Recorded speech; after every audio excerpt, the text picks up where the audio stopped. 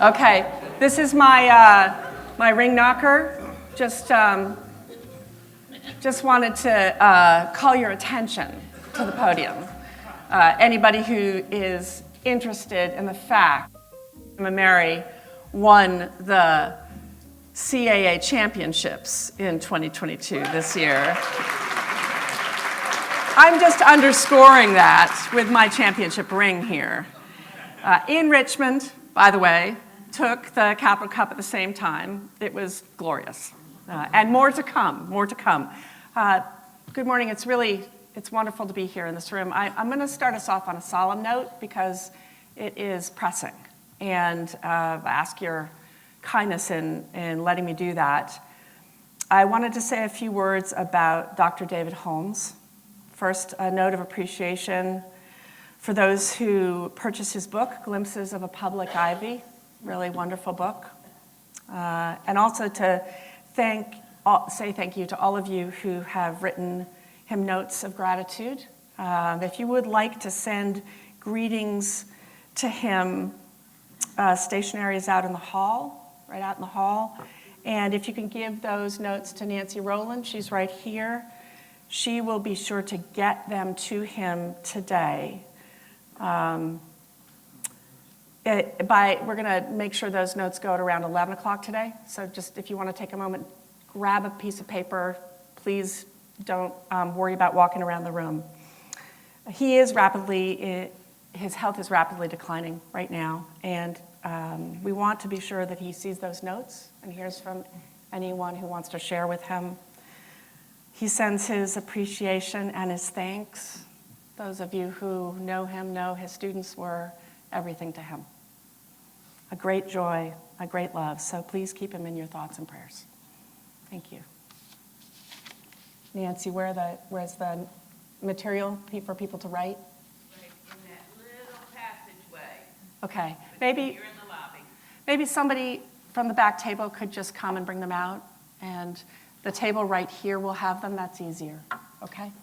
Thanks. All right. Well, as I said, it's a pleasure to be with so many alumni and friends and to welcome you here for this wonderful weekend. Thank you for bringing better weather. I'm going to set the stage for our panel discussion and then bring our esteemed panelists in, and then we'll close at the end with about 10 minutes of open conversation for any questions you have for me or for them. To start with, this conversation's focus is about stories that are relevant now from the time when so many of you started college here or completed college here. I want to start with this claim that William & Mary leads and has led in powerful ways because we have understood the moment that we're in while seeing the possibilities ahead. That's in our DNA as an institution. As the alma mater of the nation, we have seen 330 years of transformation, and the last 50 have been an extraordinary part of that. We founded the first law school.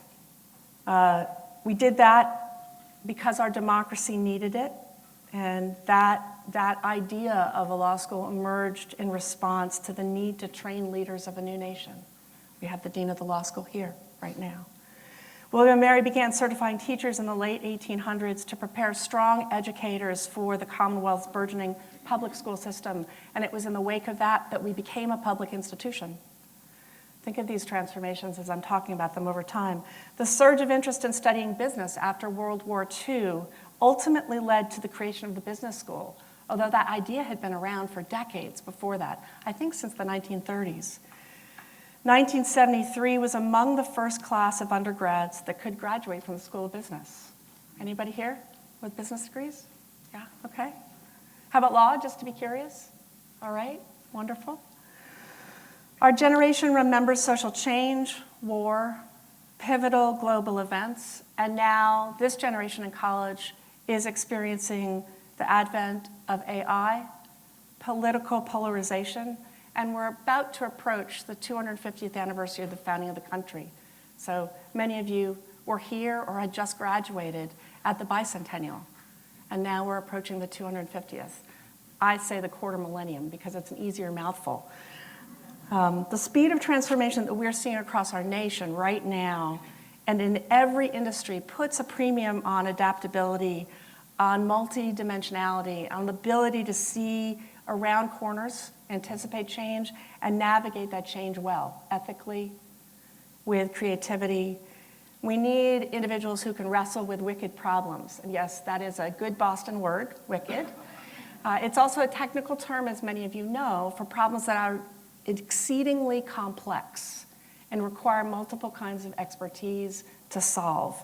We need individuals who can wrestle with those, leaders who can sort fact from noise and misinformation, uphold our First Amendment rights to open and respectful debate, and our commitment as a great university to facts as a public good. I'm thinking about the closing words from Chief Justice Warren Burger's 1973 commencement speech. How many of you heard that? They ring true, right? You'll remember this. These are extraordinary words, so I'm thinking about them a lot right now. This tradition of ordered liberty is the foundation of our country, and now, for the next 40 to 50 years, you will be the trustees of that great tradition. All right, so that's the call that we're thinking about today in our panel, that we're answering and reflecting on, that 40 to 50 years. No institution is better prepared, I think, to educate students for lives as professionals and citizens in a pluralistic democracy than William and Mary. We are interested in that both and, that stretching of capacities that our ampersand recognizes. Yes, I am a Renaissance scholar. I love those glyphs from the early age of printing. We have one. We're going to use it all the time. So that rigorous arts and sciences, arts ampersand sciences core, exceptional professional schools, world-class research, those things together, that gives us cutting-edge STEM programs and a deep commitment to service. Scientists who do want to advance knowledge that will change for the better our society. That gives us data-savvy and ethical collaborators, communicators, who can think across different fields. How many of you were at the wonderful Boyle Society luncheon yesterday?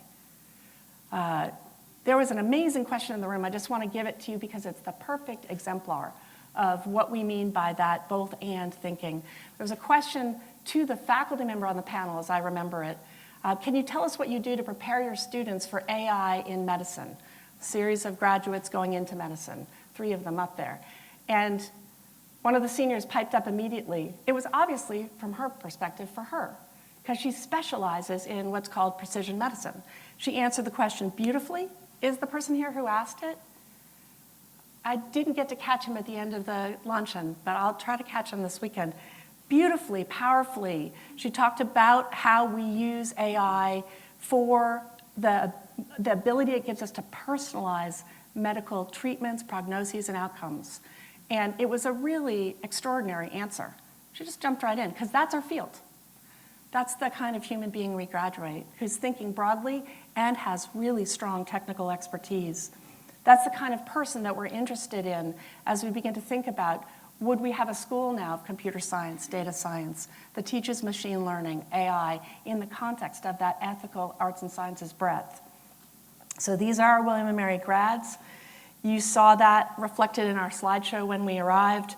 We are the #1 most trusted public university. That's the Morning Consult. We are #1 for internships, 3 years in a row.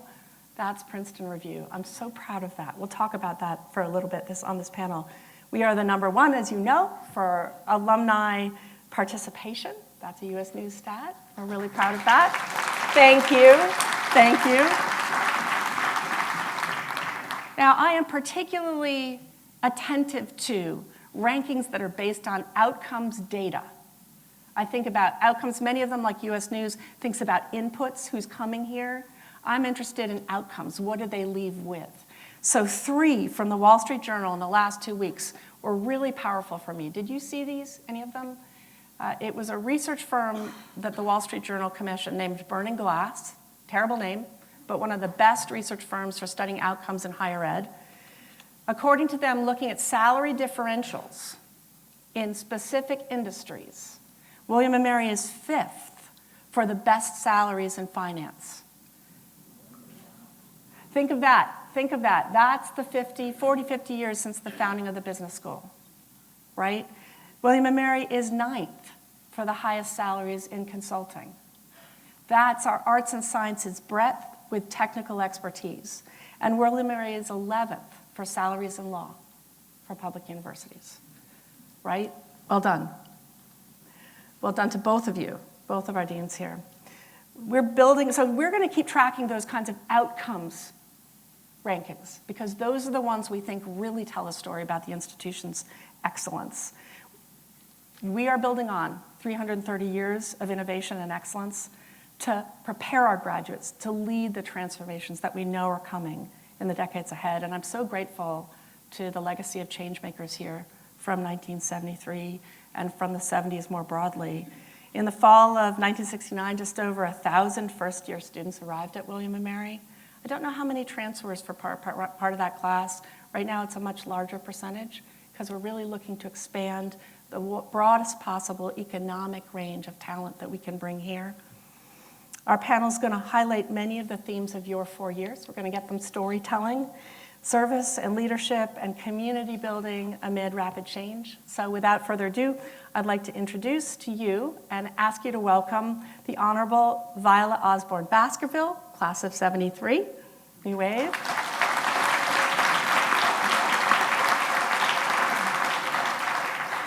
Our former rector, Jeff Trammell, also class of 1973.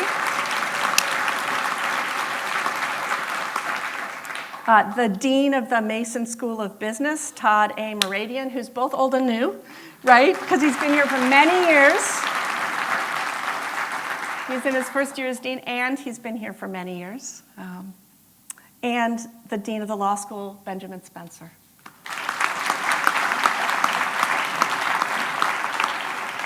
So, Viola, I'm going to ask you to kick us off if you would. All right? Is this on? Yes, it's on now. Hey, somebody tricked us and put it on when I wasn't paying attention. Good morning. It's so great to see so many of you, and I got reacquainted with individuals I haven't seen for, dare we say, over half a century. That sounds awful. William & Mary, when I first entered the fall of 1969, we were going through our culture, our society. This institution was going through a series of changes. I am originally from the city of Richmond. I went to segregated public schools up until 8th grade. Came to Williamsburg, William & Mary, not as my first choice. It was my 10th choice and was really reticent to come here. I knew that we had just experienced in America a tremendous point of change. We had seen the assassination of Dr. King. Civil rights movements, voting rights movements, many of the issues that we face today were on the marquee. It was a small class of those 1,000 people that entered. Only 6 of us were African American. And so we knew we were setting a stage that was going to be a very interesting one. I don't think we saw ourselves as trailblazers.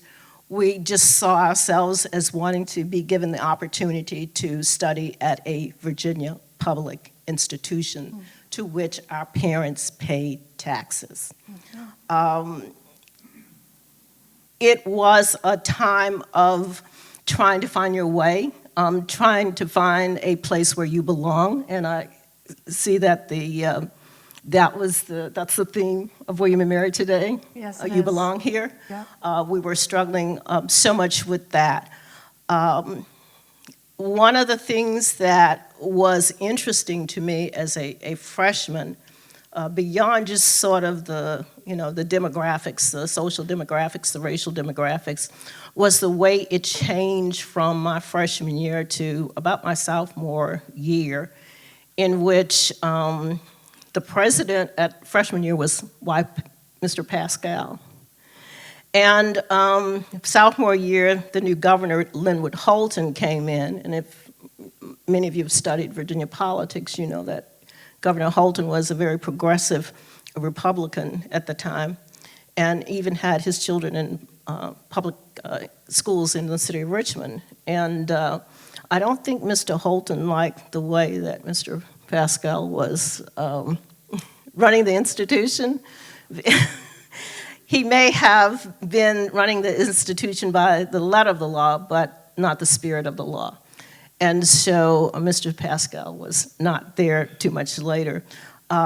So we started to see the investment of William and Mary around changing the student population, making sure that there were connections between William and Mary's faculty and faculty at Hampton, even if it were on just an exchange for a semester.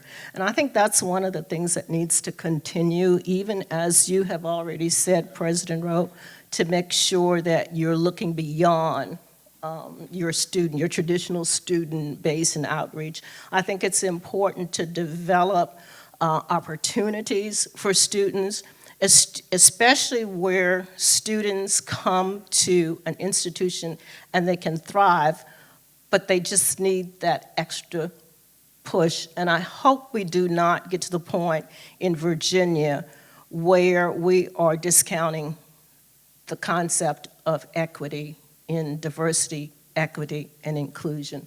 I think that's tremendously important.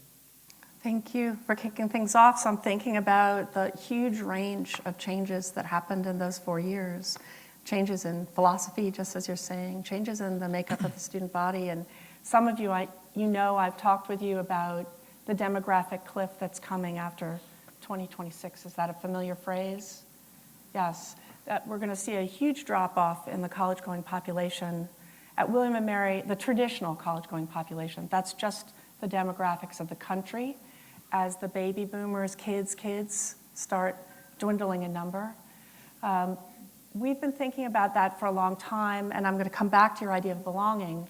We've been thinking about who is going to be a student at William & Mary. We've seen a 35% growth in our online courses in professional programs, law and business and education. That's a new body of students. At the same time, our traditional students here in person are coming because they want to be in person. So undergraduates want to be in person. But we're seeing older students, transfer students, veterans, a much larger number of veterans coming for college degrees. And we're interested in the belonging of that whole population. So that idea, which is our first value at William & Mary, belonging, do you know where it comes from? Comes from the student handbook in the 1940s. And the phrase is, who comes here belongs here. So we love that. We love that, especially student affairs, the academic programs, love that idea. And we're thinking, who is going to come? Who do we want to come? How do we make this place as open and accessible and welcoming as possible for the broadest number of human beings who will bring us the talent that we need? Who comes here belongs here. That's why you see that if you look at our value statement as the first value. After that, curiosity, and then excellence. I can come back to that. You are implicitly talking about student activism and just noise. And one of the things I always say, and I hope it lands well with this room, I assume there was some activism in this room in 73. Maybe protest against dress codes. Yes, curfew restrictions. The war. The war? Yeah, right, okay. So thinking about that, we seek to admit human beings who want to change the world. They are young adults, and for many of them, and as I think it might be the case for you, their activism teaches them something important about themselves and the kind of change they want to bring, and for good or for ill, the way they're going to bring that change. How many of you would say that you learned important lessons about yourself and about leadership in that phase of activism? Could you just give me? Okay. Yep. I see a number of hands there. How many of you changed the way you behave because of that phase of activism as you grew? Yeah. So remember that is a powerful moment of learning for many who want to go on to be leaders.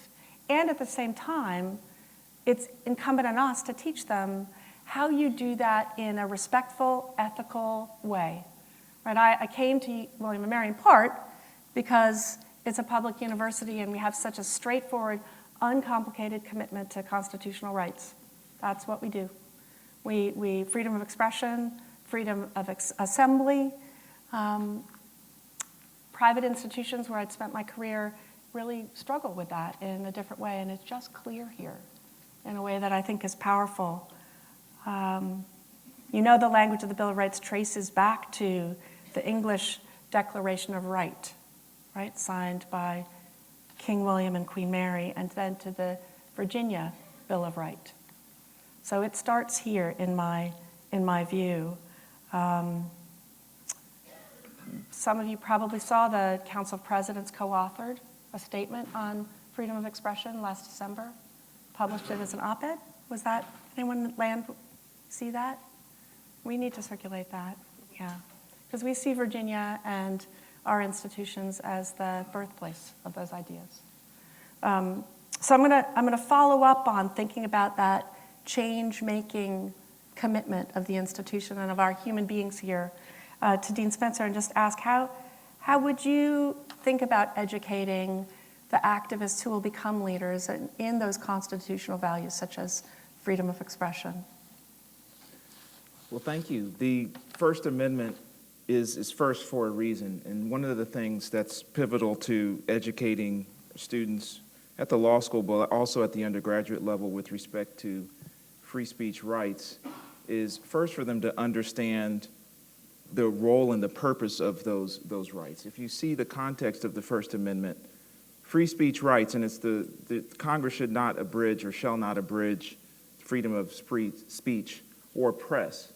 And then it goes on to talk about petition for redress of grievances. And it's an instrumental right that is vital to supporting a democracy, and it's a bulwark against tyranny. You see other societies where speech is suppressed, and unfortunately we see some instances where some speech is being suppressed here in this country in some state legislatures where debate is being suppressed. But it's important for students to understand why we have a right to speak freely. It's critical to a democracy. But I also think it's important for us to educate our students on the proper understanding of the scope of the right to free speech. It's a very robust and broad right. And what that means is, some students come in with this sense that you should be able to suppress speech that you disagree with, or that that causes you to be uncomfortable, or things that might even be offensive. And one of the things that I tell the law students at orientation is that's the wrong idea of free speech. You come to a university to hear competing ideas. Yep. And you come to be exposed to ideas that might make you uncomfortable, that you might disagree with, that might even offend you. And it's not my responsibility, and it's not the responsibility of a public university to cancel speakers or to suppress speech, and to teach our students that the right response is to attend those speakers if you so choose, and ask questions. Listen to what they have to say, raise your own questions, and have a dialogue about it.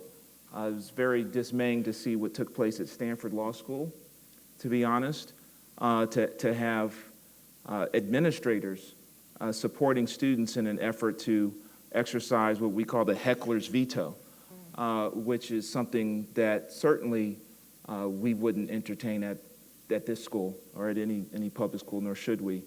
We have to be training our young people to understand that this is a free society where there's going to be robust debate. You're not going to like everything that you hear, and it's not our job to put you in some sort of bubble that protects you against things you don't like. It's the opposite. We're supposed to be training people to work those muscles to develop the ability to engage in that debate, to hear those things, and to respond in an appropriate way. And at a deep and ethical level, honorable people can deeply disagree. Deep disagreement can be conducted in a respectful and ultimately educational way where we learn from it. So that's a message that we work as leaders constantly to convey and allow our students to practice. Jeff, I'm going to keep on that theme of leadership and change making, right, with you.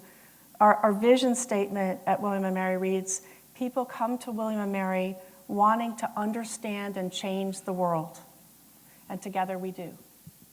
So I'm interested in any lessons from the past that students now, you had this wonderful then and now experience across 50 years because of having served on the board and served as rector.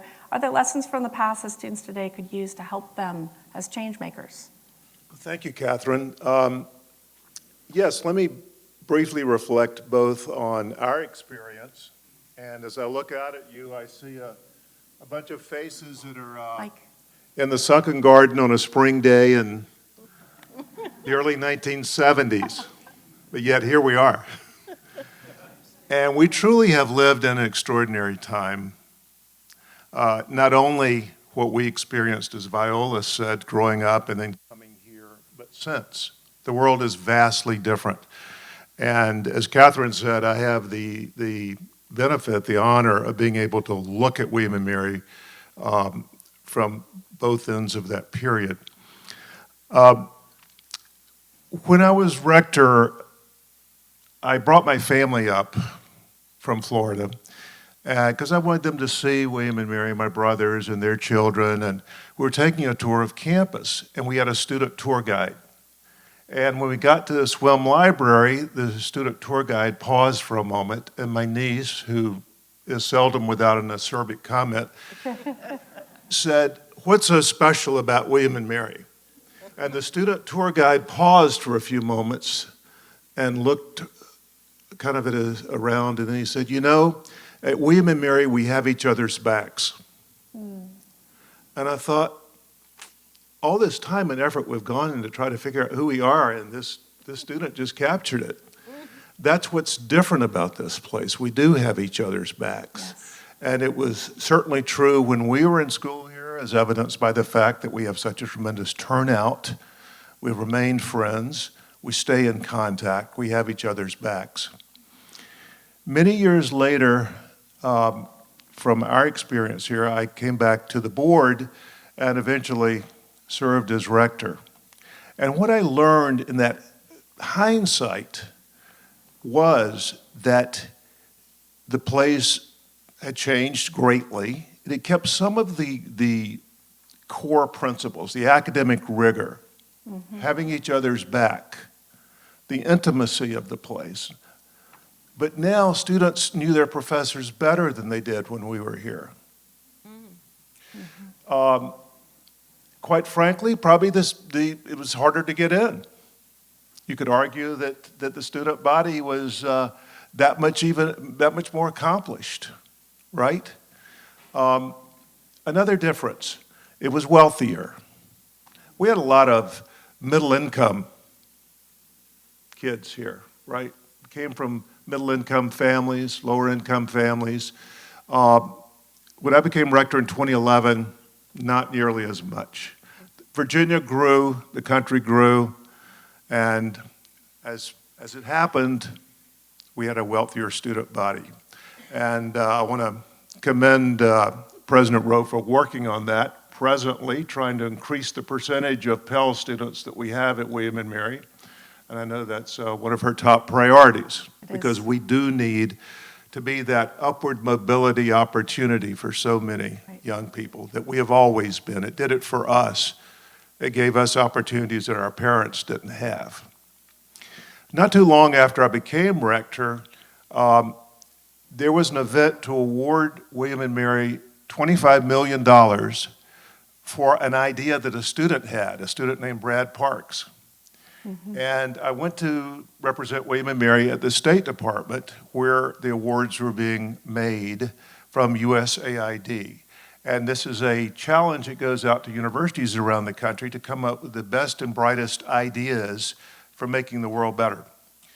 So I'm there, and all of the big national names are there, MIT and Duke and Berkeley and Ann Arbor and Princeton, everybody, and we're there, and all of the, the suits, the guys who are very important swaggered up to the podium and told them how great their institutions were. And when it came our turn, we sent up one of our students. And Yep. she blew them away. She talked about how the use of technology could change forever the way that we understood different disciplines, in this case, international affairs. They were doing things like using technology to see if foreign aid worked or not. If you're putting money into child bearing mortality in Bolivia, you can go through and verify whether it's working or not, right? If you use technology and computation. They thought this was a, revolutionary idea at that time. Now we have sort of cornered the market on that at William & Mary. But afterwards, so many of those university professors came over to me and said, "Where did you find her?" Jessica Stern was her name. I'll never forget her. I said, "If you come to Williamsburg, we'll show you about 6,000 more that are cut from the same cloth." Yep. And long after we left here, a term evolved for these young people who, as Catherine said, want to change the world. They're called TWOMPs. A TWOMP is a typical William and Mary person. And as we say in Washington, it has the advantage of being true. The reality is that we do about as good a job as anybody, and they're doing a better job now than they did when we were here, quite frankly, of giving these young people the skills to go out and excel at whatever they do. So to answer Catherine's question, I think that we've come a heck of a long way. We're in a remarkable position now in terms of our product, what we actually deliver in the classrooms. I would not hesitate, if I were a parent, to send my son or daughter here at all, because I know that they will come out of here with as good a classroom education as anywhere in the country. The other students will pull them out of their dorm and force them into 25 different activities that go on any given hour on this campus, and that they will be a better person. So I think, we have an awful lot to be proud of, and we have an awful lot of work to do because we are unique. We're a public university, but yet we have all the characteristics of a private. There's nobody else like us. You look at the public Ivies traditionally, most of them are very large state universities. We're not. So that requires creativity and leadership in finance and in strategic planning. But it's been an honor to be part of, to watch that from my perspective. And I think all of you understand that in various ways based on the careers you pursued after you left here. Thank you so much. I want to add one stat and then one outcome to what you just said. Stat is an input stat. We've seen, as you saw in the slides, nearly a 27% increase in applications since 2020. So that's during pandemic.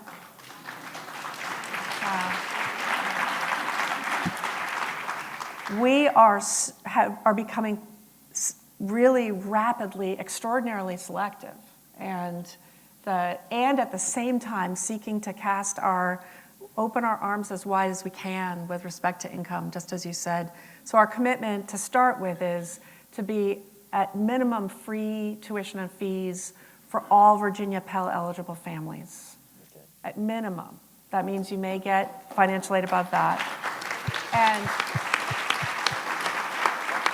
And that ability, the decision I made last year, sits on a decade of an extraordinary campaign for the Bold that put scholarships as the #1 priority. We hit $350 million in scholarships, thanks in part to many of you and your classmates. And that's what's enabled us to take that step. So those are my input stats. I want to also say aid data that Rector Trammell mentioned, if you haven't touched base on what they're doing, if you haven't taken a look at their website, you should. It is the premier, number one, only go-to source for information about $6 trillion of international aid that circulates every year. Every time you see the Financial Times doing a study on Chinese debt, what's happening with it, that's aid data research. And Brad Parks, the student that he mentioned, is the number one resource for every journal and from multiple nation states around the world on how to think about the flows of international finance. So it's really extraordinary. Dean Morady and Dean Spencer, I'm going to come back to a different part of the 1970s. One of the global events that students were most engaged in, and I saw some hands going up during the 70s, was the Vietnam War, with many students going into the military after graduation. And as I've heard from some alumni, some deep divisions on campus about that. Is that right?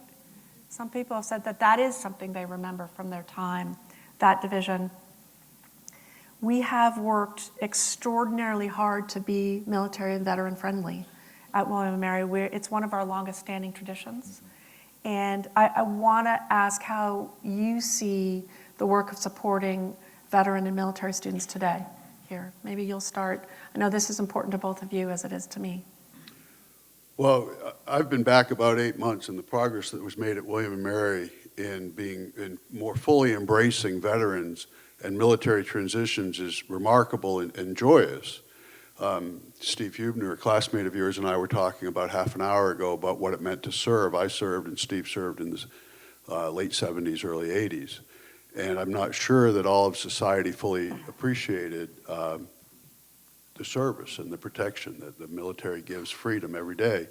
We do here at William & Mary now, and most importantly, more than that, kind of global appreciation for what the military does and for the importance of service.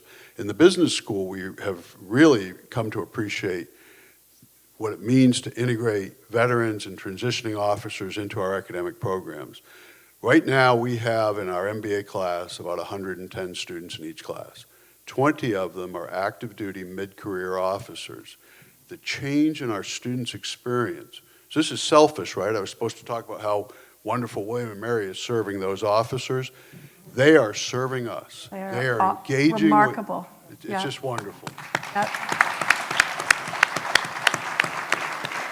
And so we are embracing veterans, and we're recognizing that from Williamsburg East, something that not everybody recognizes when they're in Williamsburg, most people salute before they get their cup of coffee in the morning.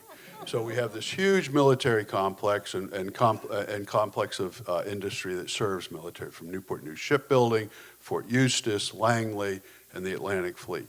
And we're also using the military transitions efforts to engage with the military. I went down to TRADOC at Fort Eustis.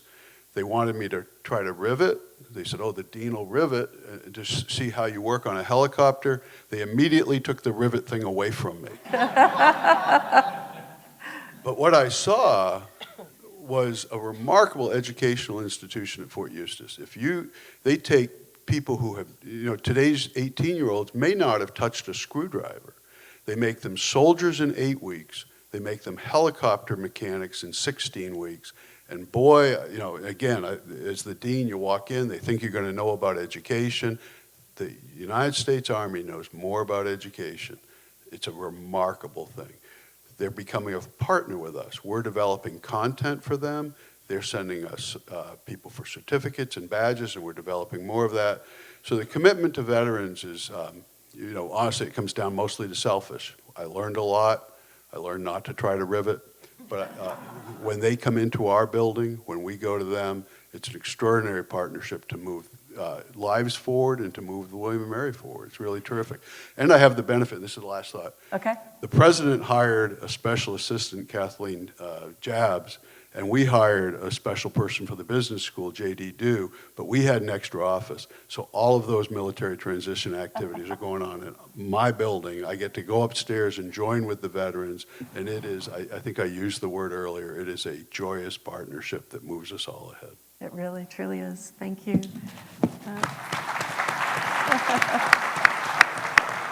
it's not territorial.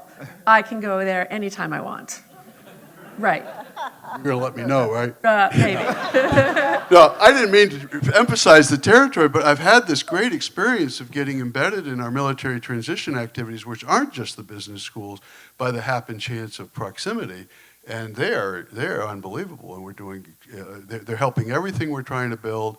And I went upstairs, and I met a veteran who's a junior in finance, and he played football at Christopher Newport.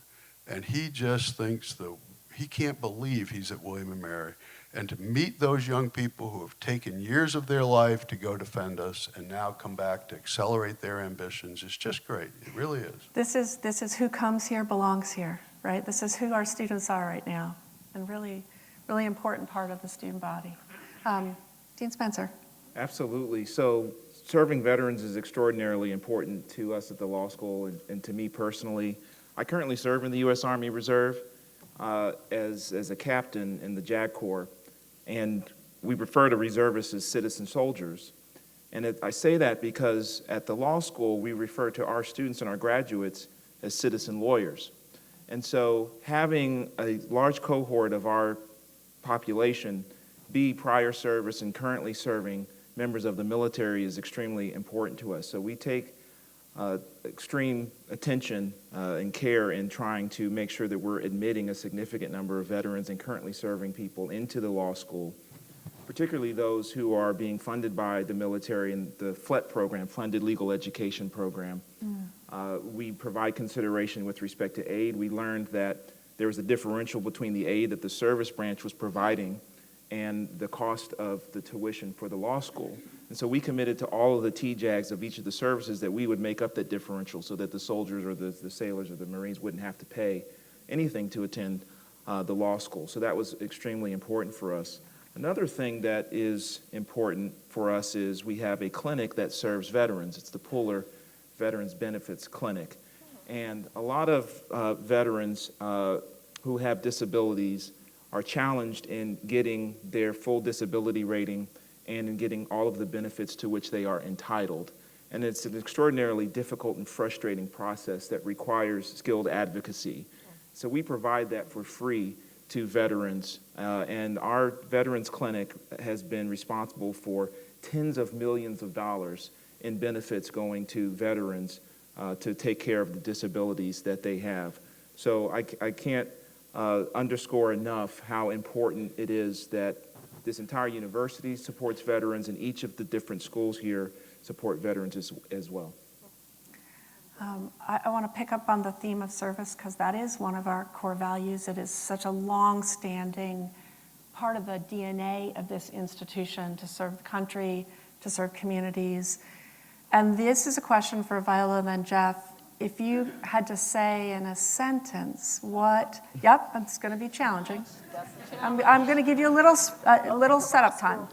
In a sentence, and then you can elaborate. What being a student at William & Mary taught you, how that shaped you as a public servant, and then Jeff as rector serving the institution. So Jeff, you get a little more time than Viola does. How did being a student here shape you as a public servant? I think being a student here and going through the 4 years taught me that finding your voice is much more important than anything else you could learn in 4 years. To be authentically you,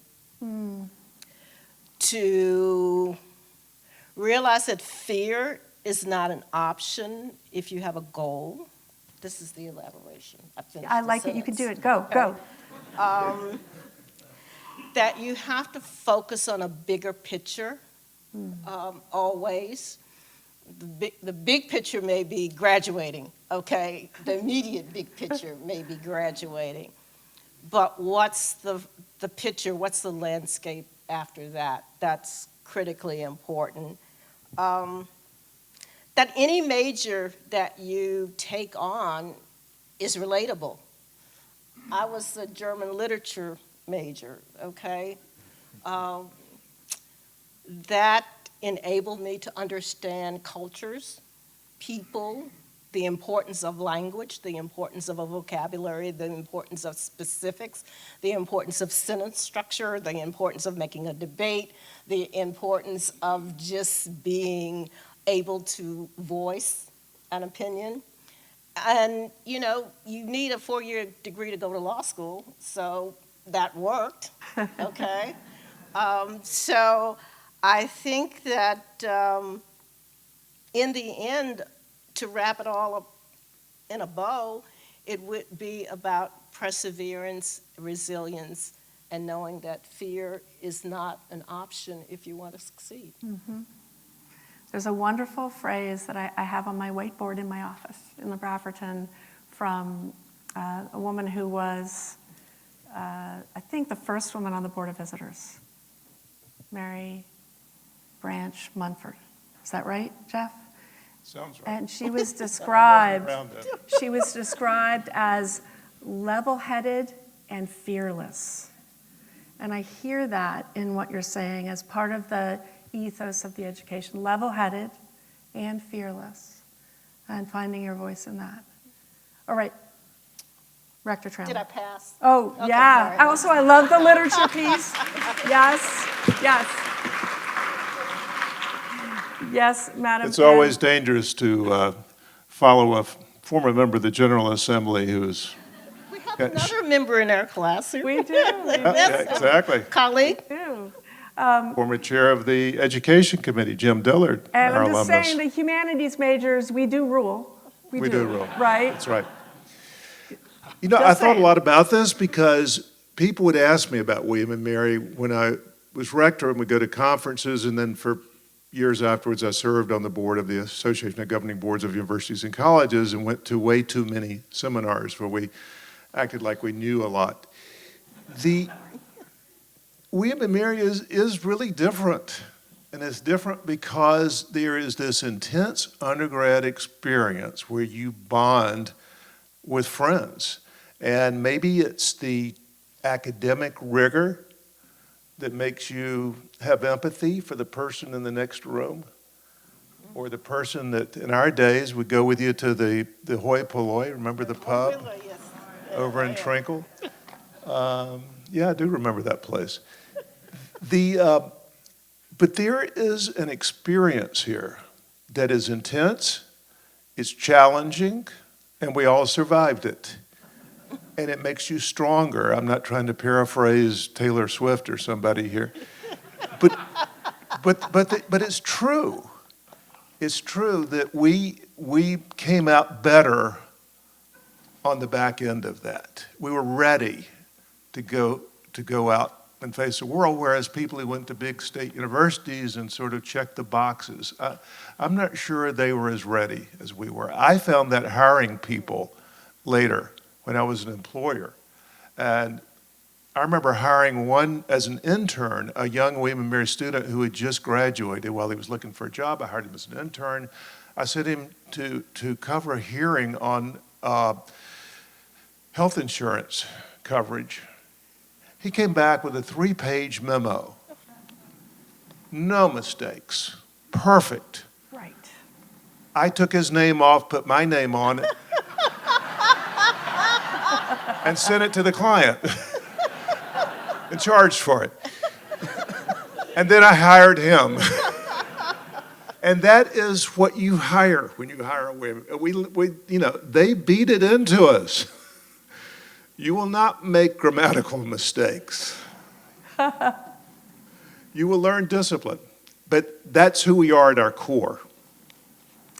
So I'm told that I have to wrap things up fast so we can do a little bit of Q&A in the room, but I want to do a lightning round with one more question. We've been talking about continuity and change and the importance of both of those things in ensuring the readiness of our students to lead through change with an ethical commitment. And I'm looking out into the room, I see so many people I know, so many I'm looking forward to getting to know.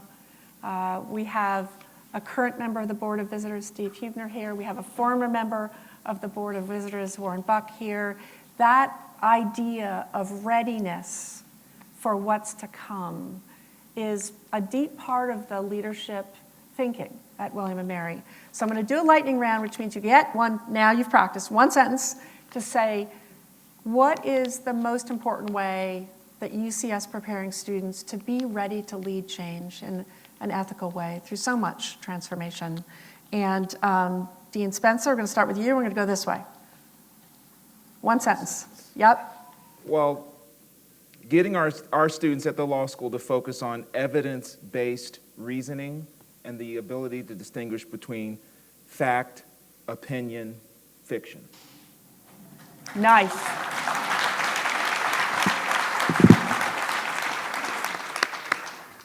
Yeah. It's hard to top that. Yeah, I would say it is having your mind open to the world and all that's out there, as opposed to accepting preconceived notions of what you're supposed to believe.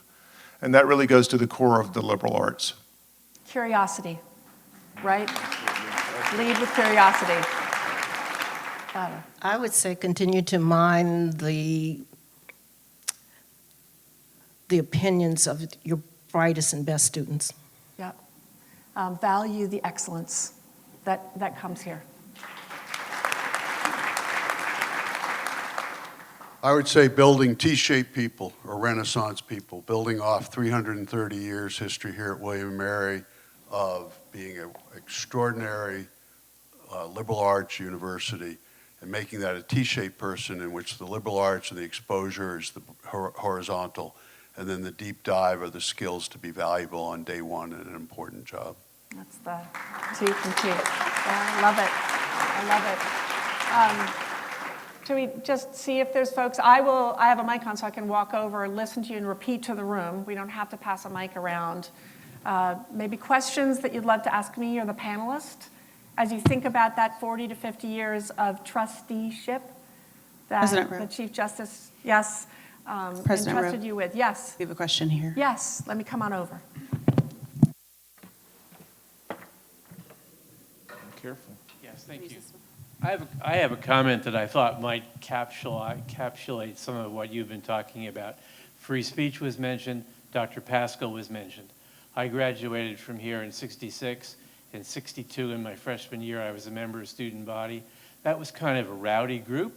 And We like student rowdiness. body wanted to have a communist speaker whose name was Angela somebody come to campus to speak. And Dr. Pascal and the administration did not want a communist speaker on campus. So I was selected by the student council to go meet with Dr. Pascal. I was scared to death. His office was dark. It was 5 o'clock in the afternoon. And I remember saying to him, you know, this is the first time I've ever talked to a college president. But I don't think we ever won that, the student council. I think the administration did prohibit that person coming. So I think that is evidence of the change that you've been discussing with free speech and so forth. Thank you. It is incredibly important that we educate human beings who can be second-day responders rather than lurch to react. I talk about that a lot as a president, that idea of, and you've heard this from our deans, from our Commonwealth leaders here, listening, gathering information, being curious first rather than reactive is what helps you learn from positions, perspectives you deeply disagree with. And you may find out, as all of us know, that there is actually a basis for agreement that you didn't see at first. Yeah. There was a question back here. Yes. I'll repeat it for you, for the room. Okay. David. I think one of the transformative experiences when we were here was the emergence of an ecological consciousness. We were the first people to perform Earth Day. I didn't know that. Yes. We were? Yes. We were here. Oh, that's so good. Yes. My question is the ideal of stewardship one of the informing values of our Yes, institution now? yes. So did you hear that? Is the ideal of stewardship of the environment one of the informing values of the institution now? And the answer is emphatically yes. If you've seen our strategic plan, you see it has 4 pillars. Data, which is the kind of technical savvy that we've been talking about. Democracy, a deep understanding of our roots and how they matter now. Careers, how, somebody said yesterday, how our graduates stick their first landing. Because if you're preparing somebody for their 5th or 7th job, it really matters, actually it helps in that robust and passionate career to land in a good job in the first place. So stick the landing. And water. The fate, we have VIMS, the Virginia Institute of Marine Science, as part of this university. The fate of water, who has too much or too little, the stability of coastlines and their ecosystems, economies, and cultures. That is what we are dedicated to here at William & Mary. That's our expertise in that larger environmental stewardship. I'm incredibly proud that one of the largest gifts under my presidency, $10 million, is for the Institute for Integrative Conservation, which brings together expertise from across the institution, including VIMS. And we've just announced a new university-level collaborative on coastal resilience. Some of you, how many are familiar with VIMS? Virginia, oh good, yes, that's fabulous. So here's the thing to know. You know probably already that it is among the top 5 marine science institutes in the world. But it doesn't have the household name that a Scripps or a Woods Hole does. VIMS is the only one of those top 5 that specializes in coastal ecosystems. All the others focus on blue ocean and deep water, which is highly charismatic because there's big charismatic fauna there. But the fate of 70% of the world's communities is going to go with the stability of the coastlines. So we have the institute that matters most in exactly the issue that David is talking about, and it's central to our strategy. Yeah, thank you. Earth Day first. That's awesome. Yes, Kevin. They can hear me. You don't have to. Oh, yeah, I'll repeat it. Oh, there you go. How do you think AI is going to affect your faculty's ability to evaluate student work? Oh, that's the best question. That question is underlying our focus on data and the broad expertise we have in data. And again, there weren't enough people yesterday at the Boyle Society luncheon. We need you all to become Boyle Society members. Matthew Lambert, how am I doing? Okay. The student who answered that question very directly was the one who was talking about, what's the phrase? Precision medicine. Is that right, Bruce? Yes. She was talking about how AI is used to improve health. At William & Mary, we have extraordinary expertise in preparing data scientists. We've seen a 250% growth in computer science majors at a liberal arts institution because they're thinking about how to use the toolkit. Not what is it for its own sake, but how do we use it to advance something that really matters for our society. And what I see for AI in the classroom and beyond is that we educate about it and with it, and that we educate the human beings who will shape it to work well, to serve us well. Not that we fight it. I mean, the question is, for those in the classroom, where does the critical thinking happen when you're using ChatGPT, let's say? And where does it fail, right? If it's disseminating false information because it fabulates, it makes things up, how do we know that? How do we learn to work with that?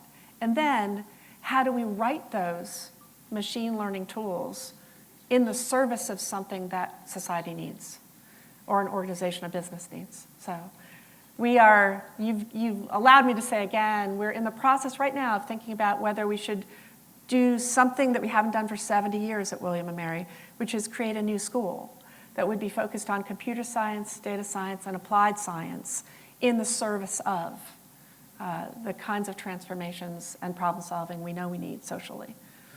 So So by this fall, we'll have a better sense of whether that's a department, a school, inside arts and sciences, or something different. We're doing that very careful feasibility analysis and due diligence right now. So thank you for queuing that up. Do I have time for one more? Do you want me to say something specific? No, Oh. one more. Okay. You do one more quick question. I can do one more quick question, and I promise to be brief in my answer.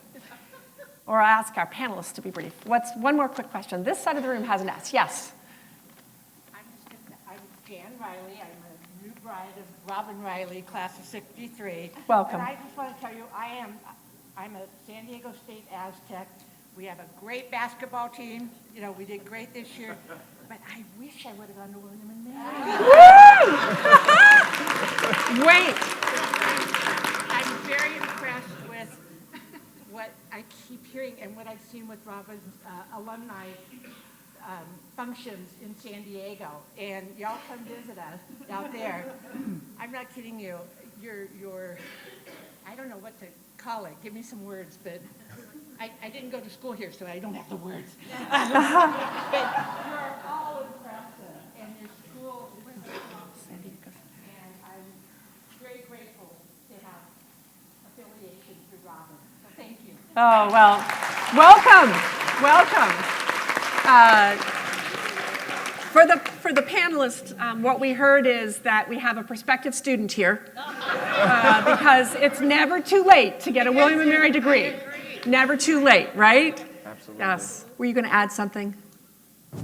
You mentioned basketball.